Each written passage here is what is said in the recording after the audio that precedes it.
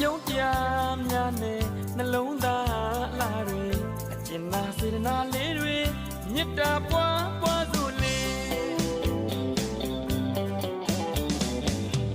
မင်္ဂလာရှိသောရမြတ်ခါပဲကြက်တီရှိသောမင်းမြတ်ခါပဲနန္ဒတတဝါတွေကြမ်းမာတတ်ပါစေခொနည်းသားသမီးများတွေဘေးရန်ခတ်သိမ်းတင်းငြိမ်ကြပါစေစိတ်ပဝင်နှလုံးရှင်ပြုံးအေးချမ်းကြပါစေ